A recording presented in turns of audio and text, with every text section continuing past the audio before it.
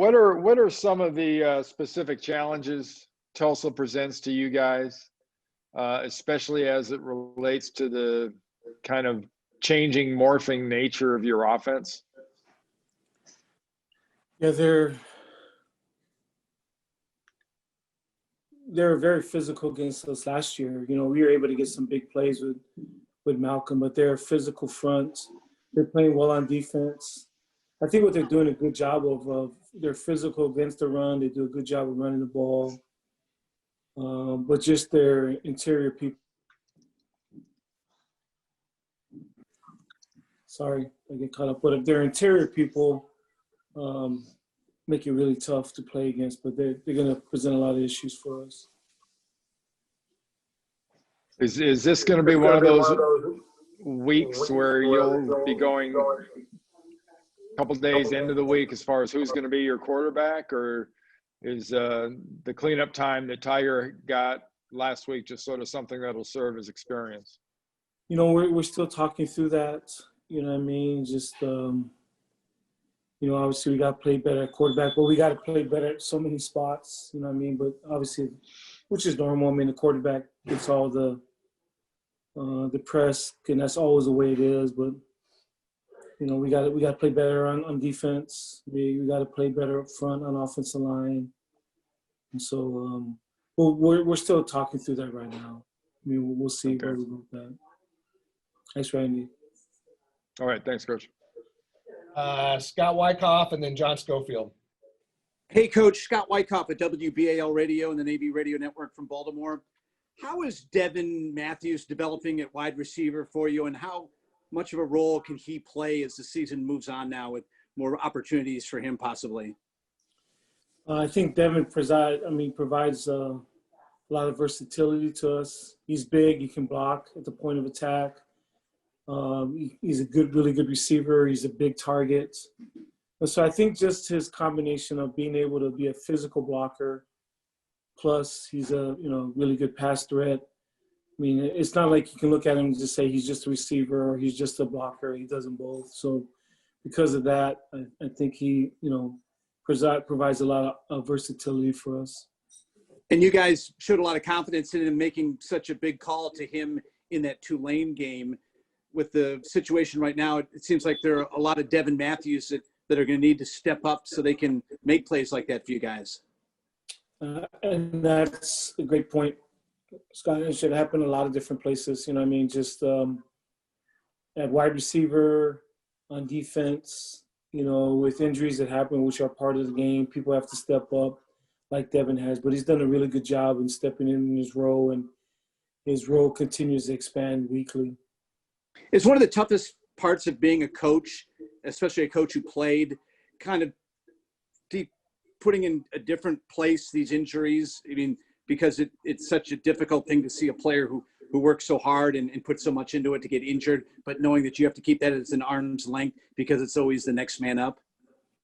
Yeah, those are always tough deals after the game, you know, to see your players in the training room. You know what I mean? These guys everybody's banged up, everybody's getting taped, and seeing the trainers. And, you know, when you see a guy get injured, it's definitely hard, you know, because it's emotional. You know, they put a lot in it, and, you know, you hate to see your guys get hurt.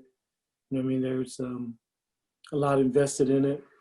Unfortunately, football is a physical game, and people get hurt. It's part of the game. But, you know, it's sad, obviously, when our guys get injured. Thanks a lot, Coach. Good luck. Thank you. John Schofield. Hey, Coach. John Schofield of the Sling Second Sports Podcast. Every player that we talk to, including you, you're one of the most positive people I've ever been around. But the players, including Devin just before you, very positive, very good outlook. I've noticed just as a sports fan, you know, particularly this weekend in the Florida-Missouri game, you know, there was a brawl in that game. There was a brawl in the Chicago Bears game last night. That there are a lot of emotions boiling over. This has been a tough offseason. You've lost a lot of leaders. You've lost leaders during the season. You just lost Evan Fockman. You know, what do you attribute the positive attitude to? Like, or is it? I assume it's not just a smokescreen. That it's actually how the guys are reacting. How happy does that make you, and how much credit do you give the coaches for really giving them a good attitude, despite the fact that in a lot of people's evaluation, it's been a down season? Well, I think, we got great young men that come from great families. I think that's first and foremost. Coming to the Naval Academy is hard, so you build a resiliency, and you have to be a gritty person to come to school here. You have to be a tough person. We always talk about, and I think the third part is the leadership of our seniors, and they have great perspective on life, from Cameron Kinley, Miles Fells, Billy Honecker, Jackson Perkins. I mean, these guys they've been great leaders and stay positive. We've always told these guys too that football is a great laboratory for life. I mean, there's going to be ups and downs, good and bad, high times, low times, sadness, happiness, and you continue to fight through it. You continue to stay together. You continue to persevere. And so, this is, the school prides itself in being the greatest, leadership institution in the world. But there's only so many things you can learn in the classroom. I mean, I think going through these things in practicality of, putting yourself in a situation where you I always tell these guys that this will help them become better leaders as they lead sailors and Marines in the future, and help you become a better father. There's going to be adversity between you and your wife, and your kids. There'll be saying, and you got to continue to help lead your family. And these are things we talk about a lot, but a big part of it, John, is just we got great young men. Quick follow-up to that, Coach. You talked about the laboratory. One part of that laboratory that is on the horizon is the Ricketts expansion. Before I left on travel, I could see there was like a Blue Angel in there. It's a great facility in here, as other schools like Maryland are building this old Cole Fieldhouse megaplex to attract recruits. You kind of have something on the horizon, I think, that's scheduled for November 17th for a grand opening. What do you think that Ricketts expansion will do in order to help with recruiting and just help with the atmosphere that this is indeed a big time program, that this does have facilities that lend itself to getting the very best players? I don't think anybody will have anything like this new Terwilliger building, just the overall scope of it, its location, being on the water, the view, the surround sound theater that Mr. Gladchuck is made. I mean, it's going to be, a lot of it are going to be one of a kind. I mean, the first of it, I've been to a lot of facilities, but there's not very many facilities that have, everybody has a team meeting room. They're all beautiful, but I think we'll be the first of its kind as far as the surround sound screens, kind of a Cinemax, IMAX theater, whatever you want to call it. And so it's a beautiful building. It looks gorgeous. Walk through every day, and it'll get us closer to all the things that building a facility. So very grateful for all of our alumni that donated. Grateful for Chet and building it. And I think the last piece for us is our indoor. Our stadium is one of the nicest stadiums in our conference. You know what I mean? I think take our stadium against anybody in our conference. And our locker room, the renovations in our locker room, our weight room, our team ward room, and now with this, and then kind of feel like the last piece is our indoor. And our place will be as nice as anybody's. Thanks, Coach. Thanks, John. Aaron Summers. Hey, Coach. After last Saturday's game, you guys veered a little bit from the triple option, and you talked about how you're trying to play to your strengths. What are those strengths that you feel like your team has at this point in the season? Well, we're just, our quarterback throws the ball a little bit more in the past, and, we're still running option, but we're throwing the ball a little bit more. We probably threw the ball more than we wanted to, but a lot of it is just to score. We don't want to throw the ball 30 times a game. So we're going to continue to be who we are, play, probably throw the ball a little bit more than we have in the past. And I've said that earlier, we don't want to throw the ball in the 30s, but most of that is just because we were down so much. I mean, you can't, hand the ball to the fullback when you're down 28 points. And so a lot of it is a byproduct, and we're not getting away from what we're doing. We're just maybe the amount that you do certain things. I mean, we still ran the triple a lot. So if you don't, maybe people don't recognize it, but all those balls being pitched on the perimeter, those are all triple option plays. Hand the ball to the fullback, those are triple option plays. But just some of the things of maybe pure quarterback runs we don't have as much of. But see, like I said, people that don't really know, they might say that we're getting away stuff, but you're just giving it to different people. You might throw the ball a little bit more, but like I said, a byproduct of the amount of throws Saturday was just because we were down so much. Sure. Thank you. Thank you. Bill Wagner. Hey, Coach. Good to see you. Let's talk about Tulsa to start off. They got a close win against East Carolina, but they're having a really good season. This is one of the better Tulsa teams we've seen and since you all joined the American Athletic Conference. I think Tulsa's always been an underrated team. Every year in the conference, they've always been good, but they've had these close losses to people. And you just go back and look at over the years. I mean, they've always had these close losses. They play with everybody. You know what I mean? And they've, lost games with some last-second field goals or different things. I mean, Monty's a really good football coach. What they do on offense presents everybody trouble. They spread you out and pound the football. And then if you don't, try to shore up the run game, if you don't shore the run game out, they can just keep pounding you with the ball. And then if you try to get people involved in the run game, they, really good on the edges. And so, like I said, I just feel like the ball is going their way this year. I've always felt they've been a good football program. And even though they might not have won those games, there were a lot of close losses. And so doesn't surprise me. Like I said, I've known Coach Montgomery, probably have known him the most in the league. I've been in the league a long time. But he's a really good football coach, and the ball's bouncing away this year. Because, like I said, I think they've always been good, always had good players, had some tough luck over the past, but they're doing similar things. Wags, it's not like they've evolved. I mean, they are who they are, and they believe what they're doing. And I don't blame them. I mean, they've been successful in the past. They've just had some hard luck in previous years. We've had some close wins, though. Can't remember that year. I mean, that one year we squeaked out a win here, and we were very lucky to beat them. They could have beat us here. It was that 2015 or one of those years, but they're good. They're a good program, and the balls. I just feel like the ball is just bouncing their way this year, Wags.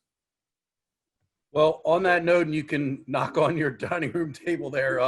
You are 5-0 against Tulsa since you, as members of the American Athletic Conference, and looking at the results, the one notable thing is you've been able to hold them down. They're a high-powered offense, and other than that 42-40 game that you just referenced, you've held them to a relatively low number. Anything you can attribute that to, and how do you keep that going? Because I mean, it's rare to be 5-0 against a conference opponent. Yeah, just hopefully we can continue that. But every year is new. This is a different year. We're gonna have our hands full. It's gonna be a tough team to play, but obviously we'd love to go 6-0, but that's gonna be really hard to do. But our guys will go back to work. We're ready to start our meetings today, and hopefully we can do the same thing, Wags. I thought there were a lot of positives offensively coming out of the SMU game. Do you think, that you all may continue with some of the scripted stuff and design plays?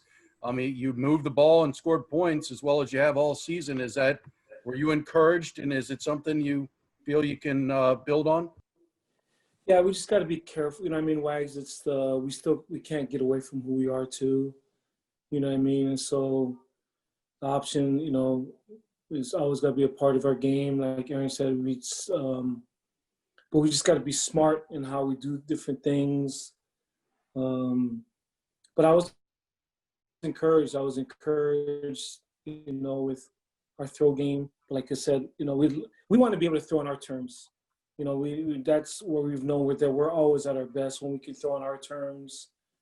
And, short intermediate passes stuff. A lot of our stuff are pre-designed to go deep if people are involved in the run game. But I think some of our screen game, some of that stuff is added. It helped us. But, we can't ever get away from the option. It's part of who we are, and it gives us a chance to be successful. And so just that blend, obviously, Wags, is what we're still looking for. And I guess it's kind of what Aaron asked to. It's we're still seeking, for what's the best for our program to help us win games. We still want to chew the clock, but you still got to move the ball and score too. If you can hand the ball to the fullback 5 yards of snap, obviously we do that. But to go 3 and out doesn't help you either. So we're still looking for that blend, Wags, but I was encouraged Saturday. But again, just being able to throw on our terms is really where we're successful. If we're forced to throw and trying to come at, that's not what we want to do. But I was encouraged that we were able to throw when we were forced to throw. With regard to the defense, you're getting depleted there. It's guys going out left and right. Are you getting concerned? It's just how many hits can you take? A lot of starters going, and now you got Diego, McMorris, Caleb. There's a large contingent of starting players who are in question now for this upcoming game. Yeah, and losing Evan, obviously you wrote about him. That was a huge loss for us in more ways than one. He was a leader off the field, but he was a great football player.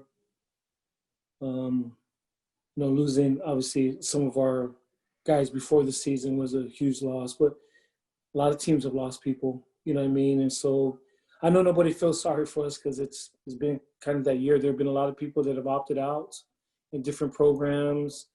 A lot of guys, been injured just because of the shortness of the preseason and how to get ready. And yeah, we are depleted, but so are a lot of other people, Wags. And like I said, nobody's, giving us a sympathy card. It's unfortunate, but it is what it is. This is a noon kickoff, which I can't remember when the last time we had a noon kickoff in Annapolis. It was probably like early 2000s before they switched to the regular 3:30 kickoff.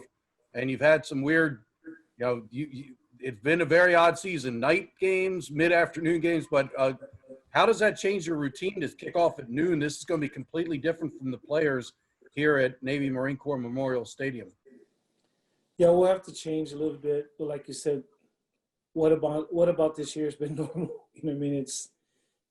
It's just been that, Wags. And we love our 3:30 time. We love our fans to be there. We love to have the march on. We love to have a full crowd. We feel like we're a tough team to be at home. We'd like to be less injured. But it's it's just one of those deals. And so we just keep dealing with it. Zoom calls, Zoom meetings. It is what it is. And we'll find a way to adjust. Was Malcolm getting some run with the Dolphins? Were you able to see the highlights, and what was that like for you? Were you able to reach out to him after the game? Because it must have been a special moment for you. I actually did not see it. Actually, Strassmeyer, so yesterday I had some church things, but Strassmeyer is the one that texted me, and I heard from other coaches that, hey, that Malcolm's going to be activated. And, I heard he, got his stats after. They did, had some good plays. They won. So that was super exciting. But then this morning, as we're getting ready for Tulsa, starting to watch, we saw him from last year. So, okay, that's why he's playing with the Dolphins. Watching his last year's game, we're like, oh, okay. You see some of the runs that he has, like, oh, okay, now you see why he's in the league, and so, yeah, so I people told me about it. I didn't see it. But then watching him from last year as we get ready for this game, just reminded, we're all just kind of chuckling, like, okay, that's why Malcolm's in the league. He was a special football player. Yeah, if I can editorialize for a second, we talked to so many of your former players on the podcast, and I think all of us are just as proud when we're talking to Will Worth on the phone and he's saying, hey, I only have about 5 minutes because I got to go brief my Marines. And so whether it's for the Miami Dolphins or out there in the fleet or in the Marine Corps, they all come back and they say it's the brotherhood that gives them that edge. So, that's something that you can definitely hang your hat on. And yesterday was a great example of that.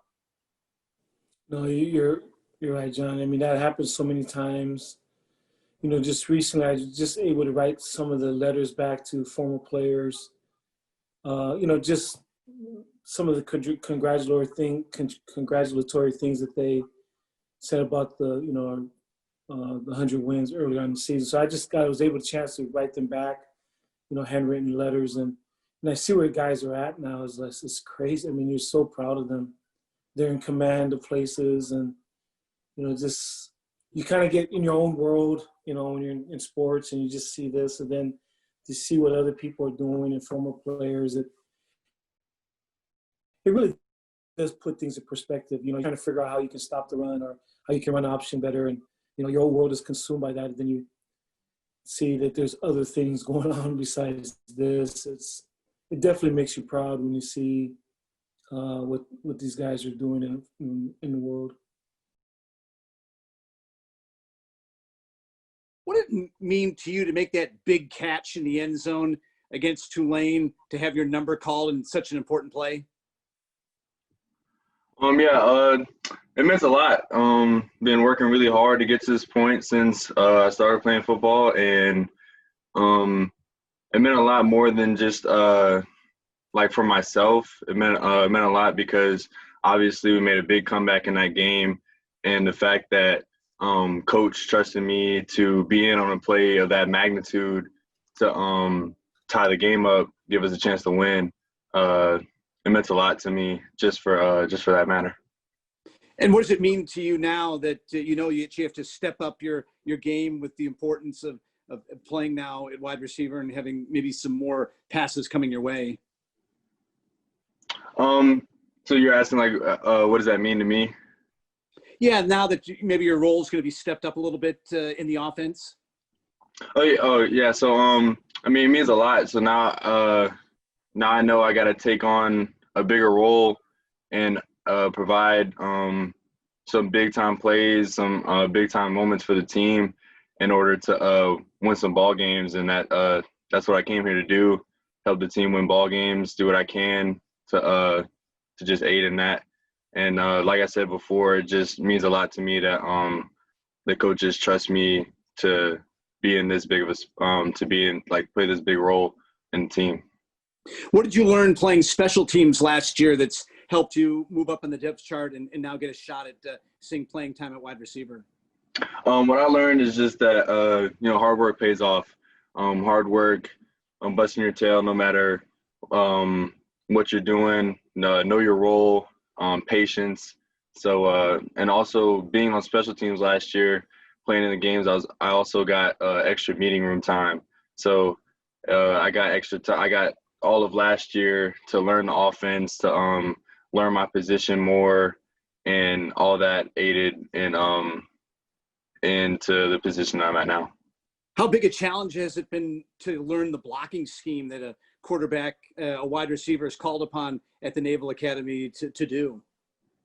Oh, it was pretty tough at first, but like I said, I think through a year of studying the playbook, being in the playbook, getting help from the older guys like Mitchell and Coop, who's played a lot, and last year, got OJ, learning from them, it made it easier. So it was tough at first, but then being able to learn from those guys, and also Coach Yo helping out, and Coach Ken as well, and all the constructive criticism, it made it a whole lot easier on me to learn that with the aid of everyone else in the room. You have great height, 6'4". What has Coach Yokaitis been working with you to take advantage of that? Just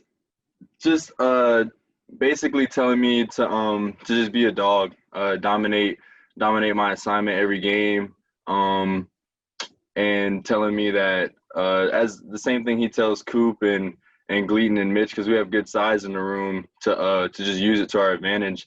Not many DBs we play against will be as tall as us, and have as much length. So he says to just use that to our advantage and just go out there and be dogs. What has it meant to you guys to have the Brigade of Midshipmen back in Navy Marine Corps Memorial Stadium to play in front of? That obviously means a lot. It was kind of hard playing against a good team like BYU with like no one in the stands. You make a big play and it's silent. All you can hear is your sideline. But with the help of the Brigade, bringing that energy to the game, we make a big play. They're going crazy. Like we feed off of that. So it's meant a lot to have the Brigade in watching us play and win some games. What do you know about the Tulsa defense? They just watching them this season. They play really hard. They got some ballers on that side. They're a good team. That's all I can say. They play hard. They fly to the ball. They got good size. Definitely going to be a tough opponent. What was it like playing for your dad, not only as a coach but your head coach in high school in Palm Coast? It meant a lot. It's kind of hard doing that because him being my father, he can kind of coach me in a way he couldn't coach others, meaning that, I mess up on Friday night, I'm not only going to get it on the sideline, I'm going to get it on the ride home from the game. So, that meant a lot. I look up to my dad. He played college ball.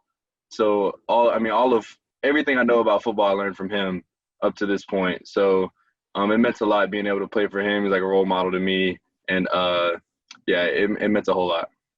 Well, thanks a lot, Devin. Good luck this week. Thank you, sir. John Schofield.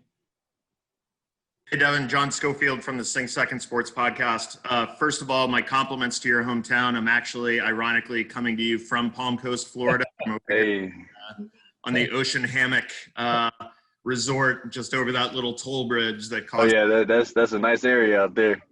Yeah, it's nice. It's definitely warmer than Annapolis right now. Oh yeah. So you made reference to the size of the wide receiving core, and we've talked about this on the pod before. It's a really impressive. You referenced it, but Coop at 6'5", Devin, at 6'4". Now you got Mitchell at 6'3", Mark Walker at 6'2". That's a really, really large group of wide receivers, and a bunch of you are coming back next year. So how have you kind of worked together to optimize your size and to try to make it a force multiplier out there on the football field? For us, we do certain drills where we also do it in pregame where we'll get like some jump balls or something, but we're not lined up against like RDBs. We do it with ourselves because we're like the only group that matches up with our height. We got some tall corners, so when we go like Skelly or if we ever got to do one-on-ones, that would be good work too. But when we do the drills on our own, like we're working on catch and jump balls, I'm running down. I got Mark right next to me. He's 6'2". That's probably the tallest corner we're gonna see. So we just work with each other really because we match up with each other like size-wise. What's it been like for you personally? Obviously, your plebe year ended very uniquely, and a very interesting summer. Now you've got half of your classmates, I believe, still living over on St. John's and walking to class, right? So how was that? You've got a lot more playing time, you've got a lot more responsibility, and then you have this incredibly large elephant in the room, which is still the weirdness of going to school at a very tough institution, with COVID going on. So personally for you, how have you handled that? So with the COVID situation, we just choose to do the right, like Coach always says, do the right thing, wear a mask, wash our hands, keep 6 feet, do social distancing, practice all that. So we don't test positive and we keep playing. With the elephant in the room part, we take that as distraction. So we got to keep what happens in the hall, and then keep what happens on the field, in the meeting room. So if you can balance what happens in the hall and what happens on the field, then you'll be fine. That just eliminates distractions for you. So how I take it is when I get to the hall, I'm focused on academics. I'm focused on, social distancing with COVID and controlling what I can control. But then when we get to the field, it's all football. I can't let what we have going on in the hall affect me out there on the field. So I mean, and that goes for the whole team. That's what I mean. We practice that every day, even the Napsters. Same like when we came from Naps, we've been practicing this since Naps. So I mean, that's how we handle that. Last follow-up, and then I'm done. So I'll be down here on the 21st of November. I've already talked to Strass about it. I assume you got a lot of family who's done the Google Maps thing from Palm Coast to University of South Florida. You expecting a pretty good contingent there, being that they allow fans in the stands? Yes, sir. I'm already. My mom's already told me that she needs tickets. My sister, my brother's currently a student at USF, so he's gonna get 2 tickets himself. And then I got family friends that have known me since I've been playing Pop Warner. They're coming. My own personal friends are coming, so I'm expecting a large crowd there for that game. Well, I look forward to being there. I think Bill Wagner's going to try to get there if he could ever stop playing golf. But thank you very much, Devin. Have a good week. No problem. Thank you. You too. Aaron Summers.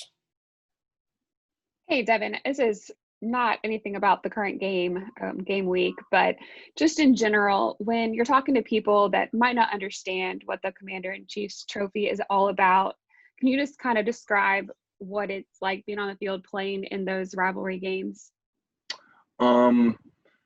It's one of those experiences, like I feel like in order for you to understand it, you have to live it. I understood the magnitude of it, being recruited, and then just being a fan of college football, but the weeks it starts, it all starts in the off season, because that's one of our big, obviously that's like our biggest goal is winning that CIC. So all the preparation we do in the offseason, not only to win the AAC, but to also beat Air Force and Army, it starts then. And then the amount of focus and intensity that comes into the weeks of preparation for those games is surreal. It's the most, nobody lets anything slip up. It's one of those things where if you come out there not ready, one of the senior leaders on the team is going to check you. So you got to make sure that you're ready, you're focused, no looking at the sailboats. None of that thing. We're out there focused on them. And then playing in the game itself, I thought my rivalry in high school was kind of big because there's only 2 teams in my county. But, that playing in that game, it was just crazy. That's all I can say. It was pretty crazy. That's just a great environment. I love that experience, playing Air Force at home last year, then playing Army in Philly, and even the Air Force game in Colorado. The only people there were their cadets, but at the same time, you could still feel it just because of the CICs at state. With the game being at West Point this year, how do you think that will have an effect on it? I think for us, it doesn't matter where we play at. Like Coach Ken said, we can line up and go play in their parking lot. We'll be ready to go. So wherever we play at, we're not too worried about that one. We're just focused on our opponent. When the time comes, we'll be focused on Army, ready to beat Army no matter where we play. They can change it last minute if they want to. It won't affect us. So I think it'll mean a lot to go into Army and win that game. It'll mean a whole lot. So I think if anything, playing at Army is going to benefit us. Thanks. Phil Bergman. Hey, Devin. Phil Bergman from NavySports.com. First, is there a player with your size at about 6'4", 215 that you try to model your style off of? Yes. There's a lot of guys that I've watched. I go watch old YouTube videos and things like that. And still, like, current players like Julio Jones, I watch them. I even watch some of their the bigger tight ends. I watched endless tape on Calvin Johnson just to figure out how they use their bodies and their advantage. Because, Calvin Johnson and Julio Jones, they're freaks of nature. They're really fast as well. So they got speed with them as well. But just watching them when they got a good DB that's sticking to them, how they contort and move their body in ways to shield the defender away from the ball to where only they can catch it, no matter what kind of ball they get. So, yes, there's plenty of film I watch. Not anyone specifically. I watch a lot of the big receivers that I see I mean, my favorite team's the Tampa Bay Buccaneers. So whenever I get a chance to watch them, keep a close eye on Mike Evans and how he runs his routes. Like I said, uses his body to protect the ball from the defender and all that.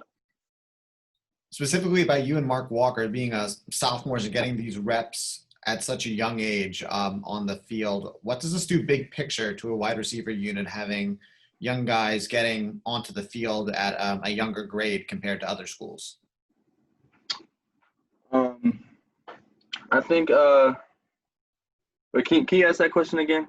Yeah, just being younger, you and Mark Walker specifically being sophomores, just what benefits does this give to Navy moving forward that you guys are getting on at such a young age? Oh, I mean, just experience. So we're playing at the sophomore age. So we got the rest of the season and 2 more years. With us getting a lot of playing time, it allows for us to gain experience and just more time to learn the playbook, learn the ins and outs, what we can and can't do with certain routes, timing, everything like that. I think it just helps with our experience and our knowledge on the game. And with younger guys playing, we can also aid in the other guys in our class that may need to step up next year, or incoming freshmen or the freshmen we have now. And all that, and all of our success comes from the older guys as well. So like Mitch and Coop, and then last year, OJ, them passing their knowledge and experience down to us and like pretty much handing us the torch to be able to step up and play this year. It means a lot, but I think it's going to benefit us because we're going to have a whole lot of experience on the field in the years to come with young guys playing. And then lastly, we're turning the page to November. Clean slate now, 0-0 mentality in November. Are you guys looking that way heading into Tulsa?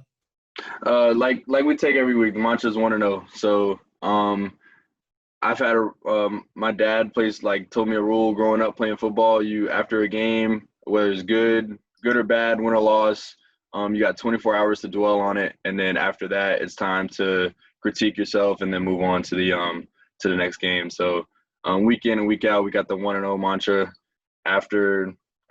Once we wake up Sunday morning, whatever happened in the past game, that's the past. We got to move on. We're focused on Tulsa. So 1-0 mentality, and yeah, that's it. Thank you. No problem. Bill Wagner. Hey, Devin. I was impressed with some of the passing concepts that were employed against SMU, and the passing game looked good with both Dalen and Tiger in there. Can you just talk about what y'all did Saturday, and do you think we can see some more of this since it appears you're throwing the ball effectively? Yes, definitely going to see a whole lot more of it. Dalen and Tiger are really comfortable with throwing the ball, and they're really good. They're really good at it. So, and we believe that with the athletes we have on the outside, from the receivers and the A-backs, including our B-backs out the backfield, sneaking them out on screens and things like you saw against SMU, I think that's just another way to get the ball to, like I said, all the athletes we have on the field, to where we're not force feeding and putting a whole lot onto Dalen in the option game. But we like the matchups we see. Like you said, the size with us, our athleticism at A-back. I mean, Chance played wide receiver last year, and now he's in at the A-back position. So we know we got some good route running. CJ's been a good receiving A-back for us, along with everybody else, Carlinos and Miles. And definitely gonna see a lot more of that, or about the same amount. So I mean, feels good. We feel good catching the ball. Dalen and Tiger feel great throwing the ball. So you see a lot more of that coming. Have you mostly been lining up in that closer to the line of scrimmage in that kind of pseudo tight end role? Yes, sir. So far this season, I've lined up. I've had more snaps in there. As the season's progressed, I've been running. I've been getting out in the spread more often. Just so Coach Yo likes me in the blocking game a lot. He feels like I'm good at that, but then he also tells me that I also have to be good with catching the ball and things like that as well. So a I have been playing a lot in the tighter formations down close to being a tight end, and but as of late, been working a whole lot, working outside as well. With regard to blocking, I mean, first of all, what type of offense did Matanzas High run when you were there? And I'm guessing that you didn't do a lot of blocking to the level of what you've had to do here at Navy in the triple option. Yes. So at Matanzas, we ran. We got in the I form a little bit, and then we also ran spread, kind of balanced look. When I was playing, when we went into spread, I lined up in the slot a lot, and then if we were under center, I was outside by myself. Underclass years, like my sophomore year specifically, I lined up at tight end a good amount, but definitely, like you said, a whole lot less blocking in my high school years than here. But yeah. You mentioned your father. Was he the head coach at Matanzas High? He got the head coaching job after my senior year. When I got there from freshman year all the way through my senior year, he was the defensive coordinator. And Sean White, former Navy fullback, is a Matanzas graduate as well, Palm Coast resident. How well did you know Sean, and did he have any influence on you coming to the Naval Academy? Yes, he obviously did have a lot of influence on me. Growing up, my brother went to FBC, the rival school. So while he was at Matanzas, I didn't know him too well. But once I got to Matanzas, started getting recruited by Navy. I got in touch with him and his mom a lot. His mom still works at the school, so I had a lot of talks with his mom. I saw him a few times with my time at NAPS. Got to speak to him.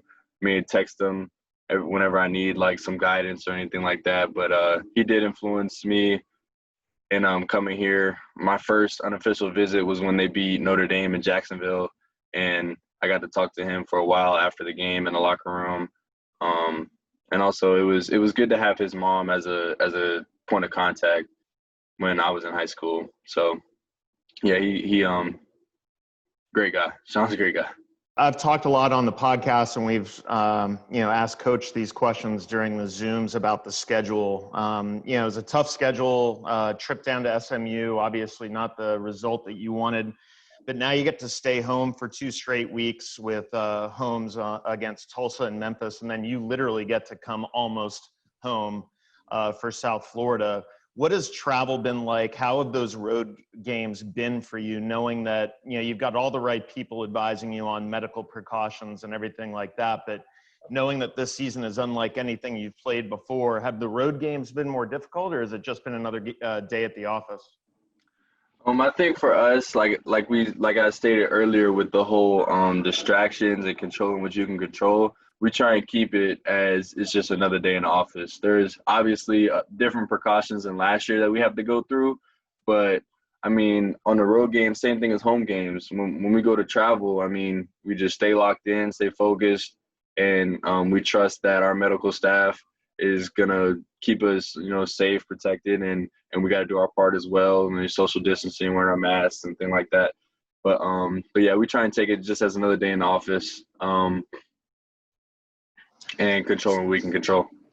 So the right thing to say here is to say you're taking it game by game. The alligator closest to the boat here is Tulsa, then after that Memphis, and after that South Florida. But is there a part of you or anyone in the wide receiver room who's just kind of looking forward to being part of history, to play at Mikey Stadium for the Army game for the first time since 1943? Is that something that that stands out as it's a neat thing that you can mark your career with, being that you're gonna play a historic game like that? Yes. When we first got the email saying that we would be playing there, I mean, we obviously talked about it in the locker room. We're pretty excited. Like you say, we get to be a part of history in that matter, and hopefully it's a positive ending in our history book.